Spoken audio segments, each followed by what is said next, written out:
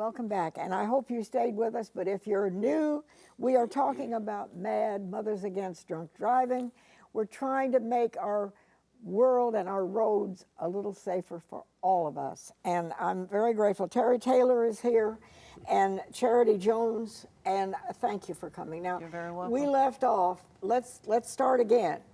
You were talking about holidays and how deadly they are. The Forbes magazine, it's a widely known magazine, has determined that the Independence holiday is the deadliest and most dangerous holiday of the year. That's the July 4th holiday. That's usually a 3-day weekend.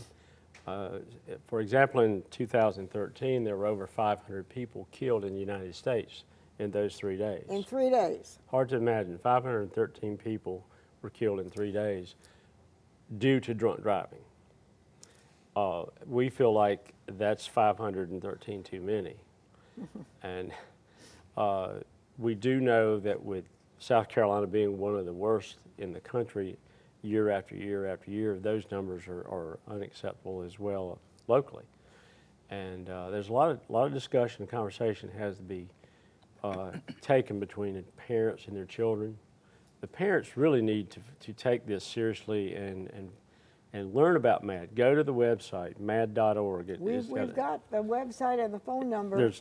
There's a lot of information there about what impairment is, what is affected first is judgment.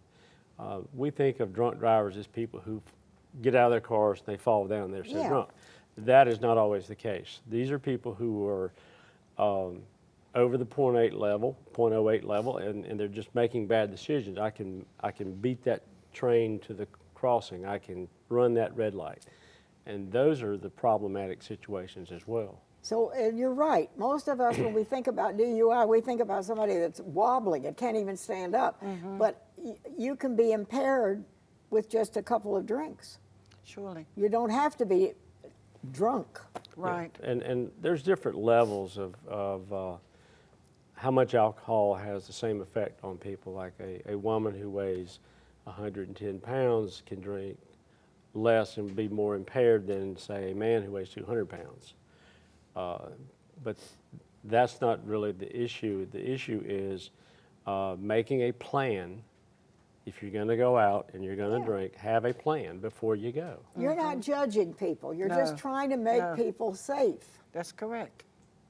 That's correct. But we need more people in this area to get on the train with us so we can be heard more. Now, MADD, we have a phone number and a website. You have regular meetings? Yes. And it doesn't cost money to join MADD? It does You don't have an initiation fee or anything like that? No. Just contact that number in Columbia.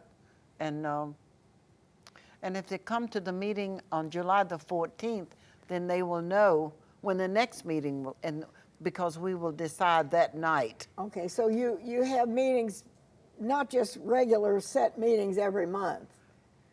I do for the impact panel. Yeah. I have a meeting the fourth Monday in each month at the Law Enforcement Center. But those people are sent to me by the judge or by their lawyer. These are people who've already been in trouble. They're already in trouble. They're already in the system. That's right. But and all I can do is just show them the effect, the aftermath effect of drunk driving, and be grateful. Those people, most of them that come, have not killed anyone, but let them know how they have affected families, not only other families, but their own family.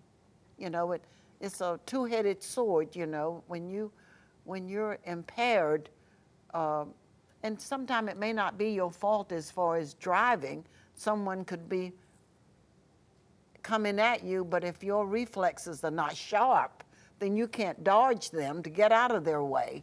So it's still bad to drink and drive in any aspect. But, in a lot of cases, they are, when they come to me, it's after the fact. They're already in the system. They've broken the law. What we're trying to do is establish the chapter so we can get more people to help us talk to people not to even get in the system. And do you have a speaker? When you have a meeting, you have information you give out and you have a speaker or a law enforcement or what? Yes, we have a guest speaker who has been in a collision, a Okay. crash, and they tell how it has affected their family. Yeah. Yeah. Okay. Typically, the victims' impact panels are people, this is their first offense. So we're all about second chances.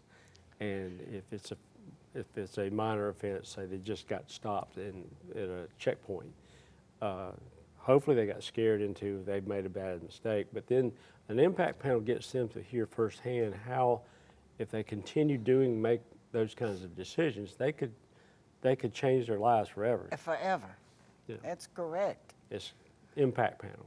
What's the impact of you doing this? And we want to get out to the underage to start, not to start, or to let them know that this DUI on your record follows you for the rest of your life. That's another thing and I was if gonna you go, ask you. if you go to apply for a job and there's a line of people and you're standing here with credentials and certificates or diplomas and a DUI on your record, and this guy back here that's applying for the same job doesn't have as many credentials or certificates or accomplishments as you have, but he doesn't have a DUI on his record. If that person who's taking your application or who's going to interview you and who does a background check on you and that shows up, you might as well get behind that person or at the end of the line, because that's going to hurt you. And they will say, listen, you did not make good choices when you were 19. You did not make good choices when you were 16 or 17, whatever age you are at that time. So if we don't want a person like you working at our company because you don't make good decisions and choices. So you're out of a job. So it's best to stay clean. Okay. Now, what does our law say? We've talked about all this, and we all know we have a problem. And if you have teenagers, I still say it, for heaven's sake, sit them down and talk to them, because what we're talking about sometimes is the difference between life and death. What does our law say in South Carolina? Well, if you get a DUI, which is over the .08 level, and if you're underage, it's even going to make matters worse. Your insurance is going to go up. You're going to probably have to get an attorney. It's going to be very costly. And as Charity just said, it's going to affect your life for a long, long time. Mm-hmm. The main thing is getting the people that have an influence, and parents do have influence over their children, in spite of what they may say. They do model the behavior of adults. So if adults are responsible, if adults don't drink and drive at a ball game, if adults realize if the kids see mom and dad coming home in a cab, then that kind of decision may impact that child as that child makes their own decisions. Okay. So do we need better, stronger laws, or do we just need to be more vigilant? Well, I think we do need laws. There's the DUI law, and if you read it, it's 27 pages long. It's 27 pages long. Yes, and the manslaughter law is 2/3 of a page. So that kind of tells you which law has more complexity, which law has more loopholes. Change takes time. There's a lot of opinions about we don't want to put interlocks on cars because it might embarrass people. Well, interlocks have been proven to help. If you get a DUI and you have to blow into a device to start your car, mm-hmm.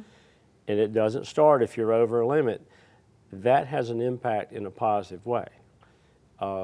We need more teeth in our laws. We need fewer loopholes, and that takes a lot of work. I've been involved with MADD for 15 years, mostly trying to affect change in those laws and make them stronger. And in that time, the law has been changed significantly, maybe 2 times. But we're still one of the worst in the country. We still have a long way to go. Yeah. We do. Yeah. But the more people that's on the wagon with us, the more people that we can contact. Because by word of mouth, if in your church or in your associations, you will mention that, hey, I'm with MADD, and we're going to And start I want to supervising. make this clear. You're not judging people. You're Not not at all. saying if you're over 21 and you want to drink, that is your privilege. But That's don't right. get behind the wheel of a car. I Am drink. right? I enjoy a glass of wine. All right. But when I do not share, I do not go near my car. I don't. Yeah. MADD takes no precedence over whether a person. That's your personal choice. We get concerned about drinking and driving your car. Yeah. And so do the law enforcement. And Yes. everybody else. They're Yes. in this together. Yes, but we try to keep it from happening. And the way we do that is speaking to people, speaking to high schools. And we have just a little time left. Talk about holidays, holiday weekends, and that's when more tragedy occurs. Yes. Exactly. I And- mean, there's more travel, more people are traveling. There's we're out at the And lake, celebrating. we're driving to the So lake. July 4th is the deadliest of all our holidays. That's correct. Nationwide, am I right? Nationwide. But That's then, you know, correct. we have Thanksgiving, and whenever we have these long weekends, Yes. we have problems even greater. God bless you for what you're doing. Well, thank Thank you. you for coming. Thank you. And I've got all that you. information here Okay. if you want it. Thank Just you. give me a call and I'll fill you in. Please call. Wherever you are, stay safe. And if you have kids, talk to them about drinking and driving. We'll see you next time.